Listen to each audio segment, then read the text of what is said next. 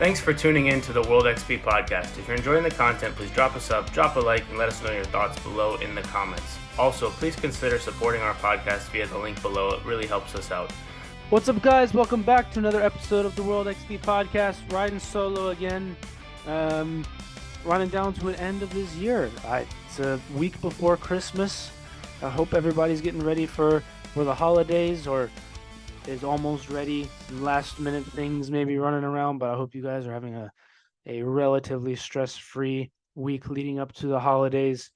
Take some time off, recharge, all good things for sure. We are going with no plan today. So on Christmas, there'll be an episode coming up with some Champions League predictions and some Boxing Day predictions for the Premier League. So I'll touch a little bit on that, but the main sort of analysis or the main sort of discussion on that is going to be next week with Mustafa, who's been on before. Always a pleasure talking to him. Great soccer fan and sports fan generally. I think him and John will be back on soon for his thoughts on the NBA in-season tournament, as well as his kind of like, all right, we're 2 months into the season. How are things looking? Type podcasts are coming. Always a pleasure talking with both of them. But yeah, so I'll give my thoughts super quick on the Champions League group stages and kind of who's got what and what the situations are. So Porto and Arsenal, I'm gonna take a leaf out of the. I can't even talk. Leaf out of the Gap and Jules podcast show where they did the percentages. Arsenal, Porto, I'm gonna go 60-40 Arsenal. I think the way that Porto has played so far this Champions League, right? We talked about that, I think, 2 episodes ago, they're always a problem.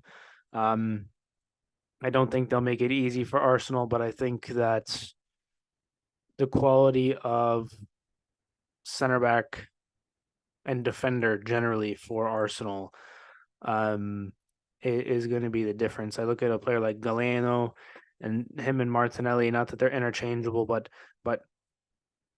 Galeno's a quality player. Taremi's a quality striker, right? I think where the difference is going to be made is Saka, obviously, and then Saliba and Gabriel. I think will probably make the difference. Zinchenko as well, even though he's not as a defender great, his qualities with the ball, I think can make the difference there. Next one, Napoli, Barcelona. For me, almost maybe 60-40 Barcelona. Maybe that's a little too much. I don't really know what Barcelona we're going to get, right? Is Koundé going to be good? Is he not going to be good? Is Araujo, like, where's the defense at? I don't know or remember how long Ter Stegen is out for. But that'll be another piece of that. If the reason I talk about the defense and Ter Stegen is obviously it's important, but if Osimhen is going against backups or maybe a little bit lower level of player, how much damage can he cause?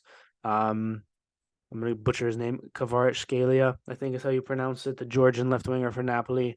What kind of impact is he going to have? I could see it going either way, but I Lewandowski for me hasn't been really playing that well, but he might turn up in the big games. I don't know. He's that sort of player. So we'll see. Maybe 55-45 for Barca. PSG, Sociedad. Sociedad won their group with Inter in it. I believe Inter was the other team in it. And they've been playing quite well in the Champions League. In the league, less so. I think they're in 6th at the moment. PSG, obviously, with Mbappe, but like they've not been playing that well either. Like I would have, especially with the way Dortmund has been playing this season. Milan's been kind of inconsistent. Newcastle riddled by injuries. You would have thought that PSG would have been a comfortable winner in that group and then everybody else fighting for second, but that's not how it turned out at all. They were one Kylian Mbappe penalty in the 98th minute, match day 5, away from getting knocked out of the group completely. So who knows with them? I'll go 60-40 PSG. Um, However, right, Luis Enrique has certain ideals and principles that he likes to implement into his teams, and so maybe the kind of the winter break a little bit and playing one game a week for January up until that round of 16 tie instead of the 3 games a week with Champions League group stage and the cup and everything else. Maybe that'll give him some more time to get them firing on all cylinders. So we'll see. Inter Atletico, honestly, toss up for me. I think Inter, when they have their strongest players out there, are formidable. Atletico just lost to Bilbao. So you're kind of like, like it depends on, right? If Griezmann, I don't know. I think Griezmann might be when he's at his best, he might be the best player on the field. But will he be at his best? That's the question. I think Inter as last season's runner up, you got to give him benefit of the doubt and go 55-45 Inter. PSV Dortmund, I mean, depends on which version of Dortmund you get. Like PSV is running away with the league. In Holland, Dortmund, if they're playing well, I would say Dortmund. If they're not playing well, PSV is I'll go 50-50. But maybe because I'm biased, I'll go 55-45 for Dortmund. Bayern Munich, Lazio, 80-20. Bayern, City, Copenhagen, 90-10, City. Madrid, Leipzig, 70-30, maybe something like that. I think Leipzig will give them problems. Madrid, obviously, Militao is out. Alaba suffered a season-ending injury the other day. So they're a bit short at the back. Openda and Xavi Simons and those guys might have some joy, but I think Madrid will be too strong in the end. So that's the quick rundown for me. I'm sure we'll get into it more with or I know we will get into it more with Mustafa when he comes on later this week.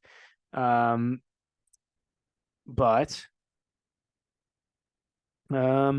yeah, so we'll go with that. And then let's see what else we got. I'm not even going to touch Boxing Day. Other things going on. Oh yeah, so the House, I believe it was the House of Representatives. Let me go see if I can still have the headline somewhere. House Republicans, it was House, have formally voted to launch an impeachment inquiry into President Biden. That's super interesting to me, not because I think he'll be impeached, or because he'll resign or whatever, but because now a lot of people have been saying kind of nobody actually voted for Biden, they just voted against Trump. From what I am hearing and when I talk to people and reading, I feel like that's probably true. So I think Hunter Biden was indicted as well recently, and he gave his speech outside the Capitol, saying that his dad didn't know anything, and it's a whole load of. He said a lot of words and didn't say anything. If you want to go look, I'm sure you can find it on YouTube. But the interesting implications of this for me are, I think that now it gives the Democratic Party a way to kind of get rid of Biden. Be like, hey, dude, you got impeached. Like, it's not going well for you. Step aside, let somebody else run. Because I believe last I had heard that Trump was favored in all the polls against Biden. So we'll see. What's interesting to that is then who becomes the nominee, because Kamala Harris is still there, but apparently she doesn't do well in the polls. Not really sure why. And so I'm wondering like what the situation is going to be. Newsom has kind of been on the side being like this, I'm here, see me, I'm debating DeSantis and doing all these other things. I'm available if you need me. but I don't know. But I do think that this gives them a little bit of an off ramp, um, to kind of make that call should they need to. Maybe maybe Biden's like, you know what, Hunter, I'm gonna pardon you, and then I'm gonna waltz off into the sunset, something like that. Um, which would be, I don't need to get into all of the thoughts on that. I think it's pretty clear for everyone paying attention. Let's see. Other interesting things going on in the world.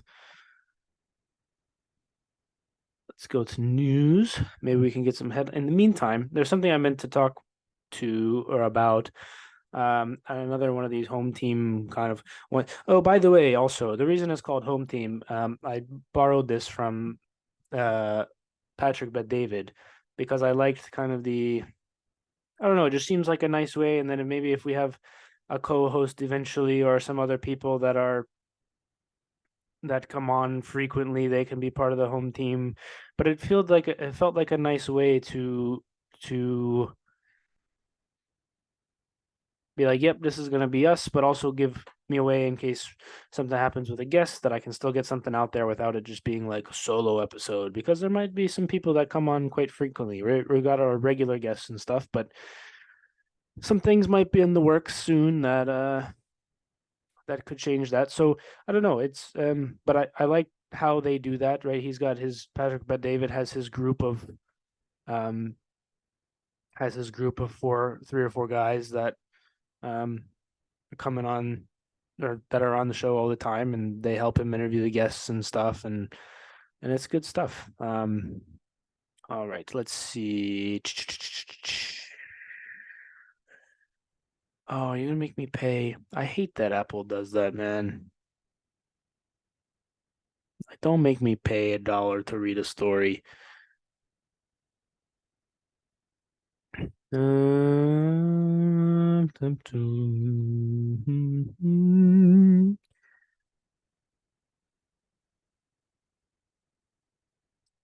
I'll pick something soon to talk about. Maybe maybe I won't. Okay.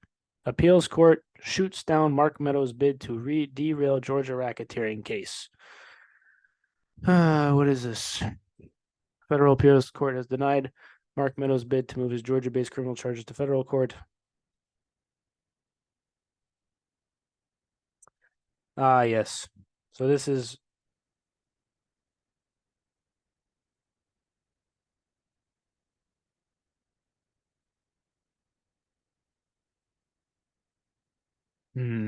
So I'll talk more broadly about kind of this, more broadly about the Trump kind of election thingy. I don't. They keep putting charges on him, and none of them seem to be sticking. And I don't really know why. Um, well, I do know why. Some of them seem to be very far-fetched, and they're just writing up a bunch of charges and seeing kind of um, what if anything might stick. It feels like it's just something to keep him occupied so he can't fully campaign. And I don't really know how this is going to turn out. I'm not quite sure. I'm really not quite sure what the end result of this is going to be. Um, I can't think of an election cycle that's been so maybe convoluted is not the right word, but like the DNC or the GOP debates have been not pointless, definitely not pointless. Um, but the guy that's in first in the polls isn't at the debates, but also he might not even be able to run because of these charges. And so it's like these guys are fighting for second place, and also the niceties of previous campaigns feel like they're no longer applying. Um, Chris Christie called Vivek an obnoxious blowhard. Vivek said that Nikki Haley was like Dick Cheney with lipstick. Like it's it's strange because it's kind of like whoa, like the knives are coming out. So I'm not really quite sure what to make of all of it. These are just things that I'm observing, right? And I I really just hope for the sake of the country that we can sort through some of these things because at the end of the day, we're all Americans. This is the greatest country on earth, the greatest, maybe the greatest um, potential for the greatest country on earth. Maybe it's not that at the minute, but the potential is definitely there and definitely has been the greatest country at points in history, if not still today. But I've also said this before. There's a reason that people still are wanting to come here. There's a reason that people are still like, oh, I want the American dream. Maybe it's way harder to get to now than it was before. Um, that doesn't make it right, but that also doesn't mean that it doesn't exist anymore. And that also doesn't mean that there isn't that we shouldn't be pushing to make it easier and to make it easier and how it was in terms of you work hard, you achieve like you work hard, home ownership, you you invest in your retirement funds and you work hard and you make a good life and like you can do it. It does seem very difficult at the moment, for sure. Um, I don't know. I don't know. It's tough. It's definitely a tough situation to be in. Um, but there's a thing that I wanted to talk about. Maybe last home team or the one before. Some clips had come across. I had come across some clips from the like manosphere or whatever about oh go get your money and then like woman will come after. I don't think these people understand. Like if you have a partner that can push you and help you work on your flaws and help you become more well-rounded as a person and support you and you can go home to somebody or a situation that's supportive, like even if you had a crap day, you can go home, there's somebody that's there that cares about you and wants you to be the best that you can be and to continue to push to be the best that you can be. In terms of life of maybe you won't be one of those guys that works 100-hour weeks and makes gazillions. But oftentimes those people later in life will be like, oh, I regret doing this or not spending enough time with this person or that. And in terms of life fulfillment, having a good solid relationship is like nothing else, man. Nothing else like matches that in terms of sustainable. Like other things might give you the highs, like you might hit $1 million in your bank account or score a goal in this game or do whatever or have a one night stand and you might get like that high from it, but nothing in terms of sustainability is like having a solid relationship. And I don't know, like I think like some of the diagnosis from the manosphere is right. Um,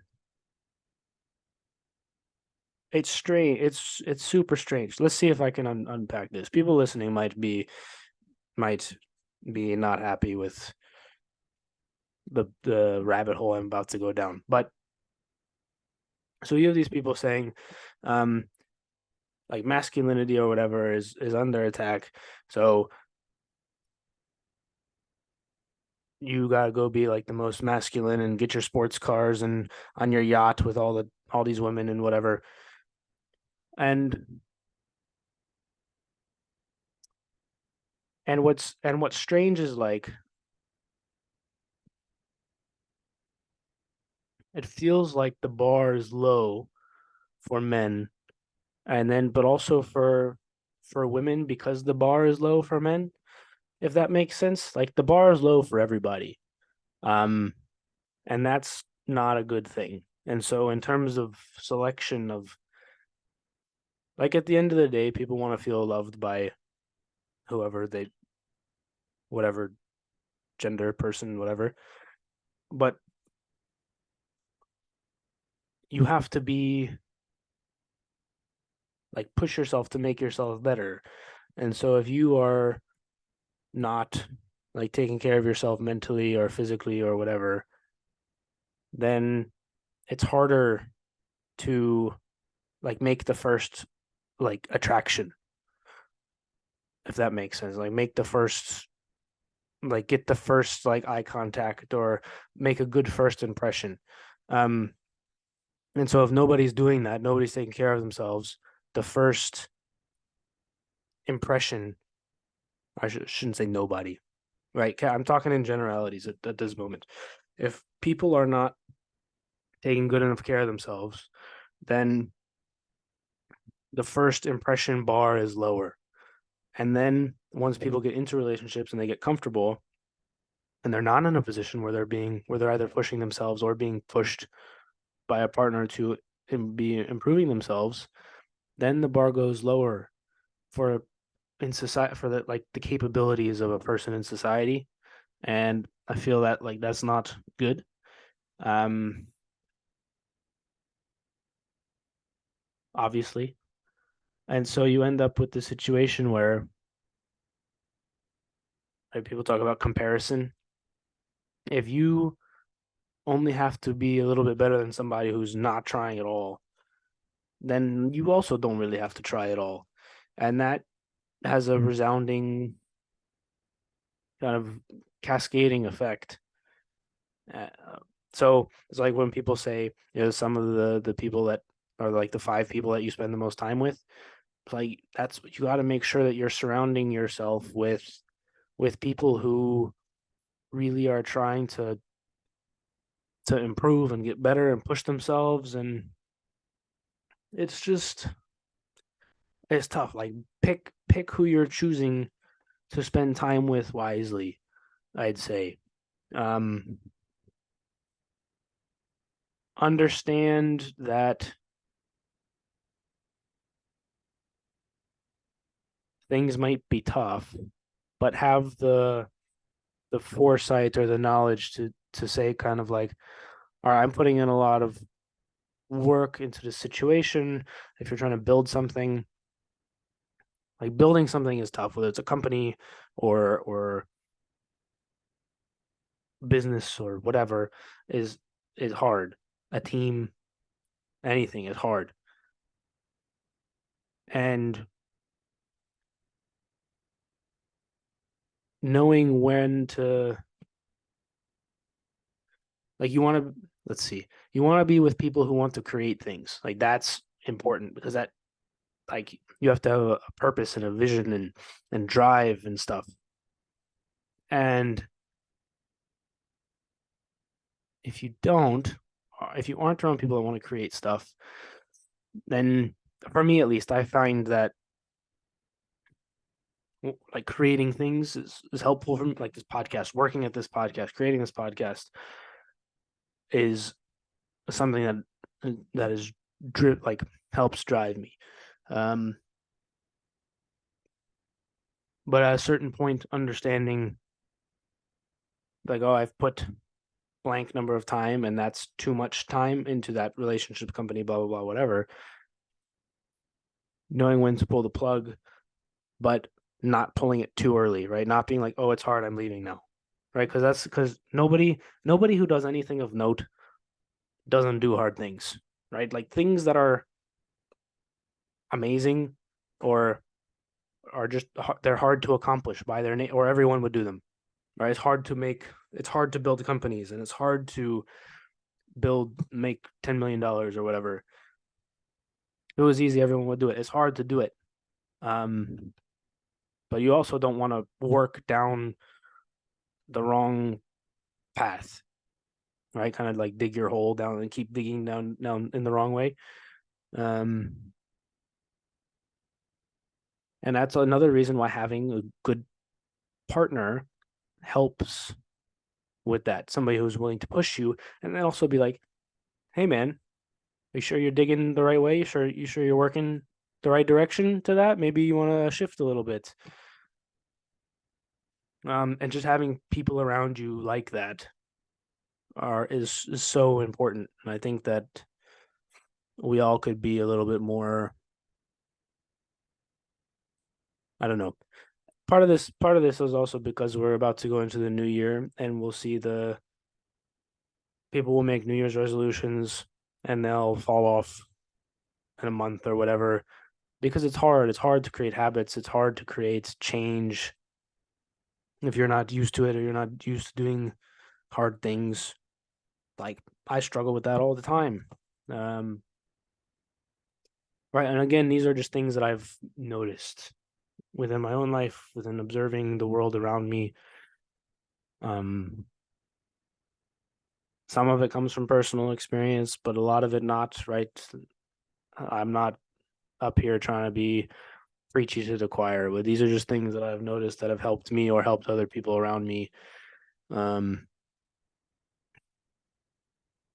so yeah, I mean, that's kind of where I just wanted to like kind of throw all that stuff out there. I've been thinking about that for a bit. It was more concise and well thought out a few weeks ago, but kind of on recall from memory. So hopefully that made sense. If it didn't, let me know in the comments, but I'm sure somebody will. But that's all right. Let's see.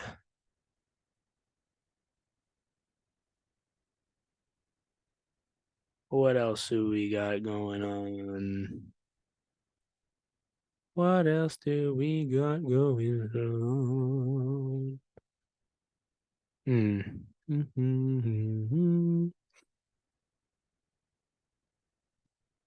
Ooh, here's a good one. Let's see.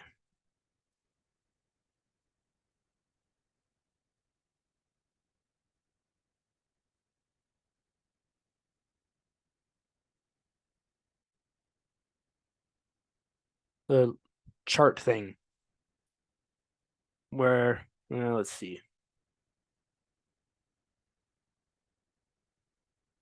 This chart is talking about soft skills and then saying different things like, well, you can call them interpersonal skills and things like that. But one of the things on here is authenticity. And I think anyone who wants to be a good leader, they need to be authentic because it gives a level of trust to the people that you're leading or just the people around you. Empathy as well.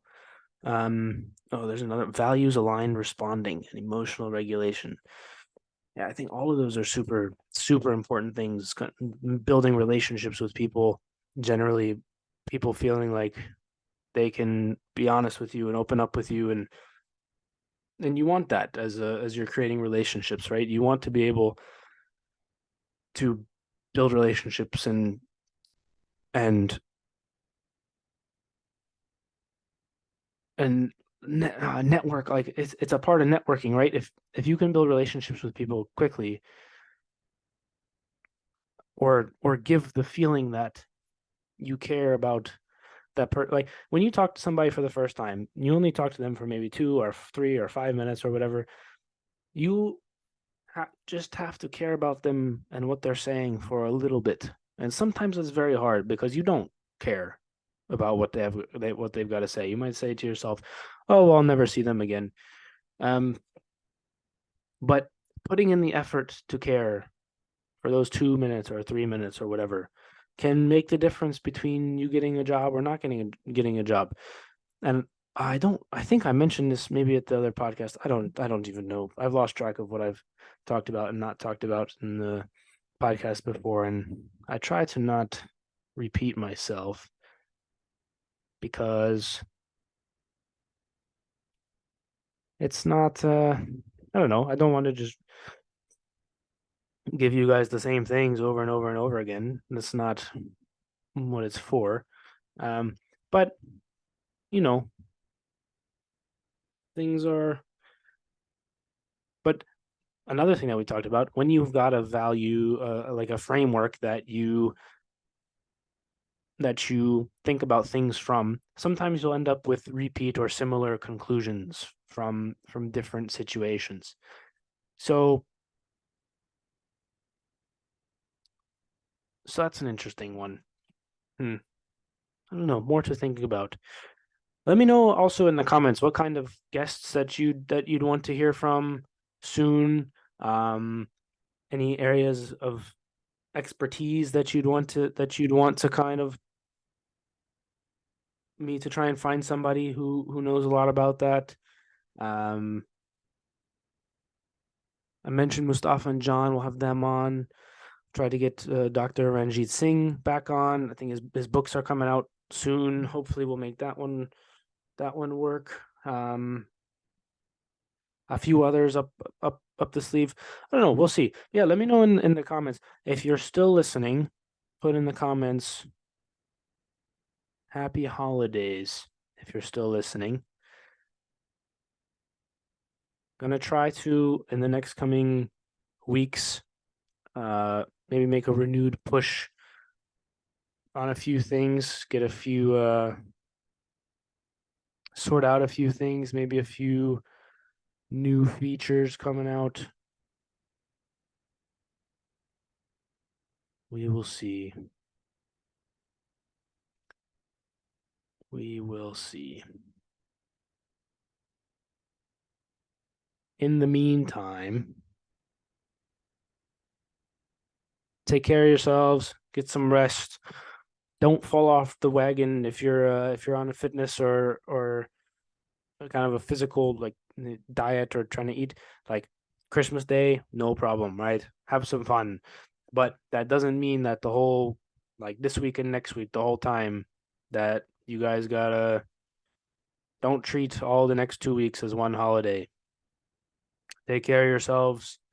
Somebody makes fun of you being like, "Oh, you're being so healthy." Well, think of how you would feel if you ate something crappy for you. Um, and then just use your best judgment, right? Don't be afraid to have some fun. Um, but also take care of yourselves. Take some time to recharge. Holidays are not meant to be a stressful time. Like they end up being because of what it's become. But don't let don't let it stress you out more than what's going on. Remember, at the end of the day, holidays are supposed to be with the people that you care about the most. It's supposed to be an uplifting time. If things didn't work out exactly the way you want, maybe uh the ham or turkey wasn't cooked exactly to perfection, or somebody forgot to bring this side or that side to the dinner, or somebody couldn't make it, or whatever. Just everything's gonna turn out all right. Keep that in the back of your head. Go have some fun. Take care of yourselves. Recharge. Yeah, maybe it's short on one today. That's all right. We'll see you guys next time. Peace.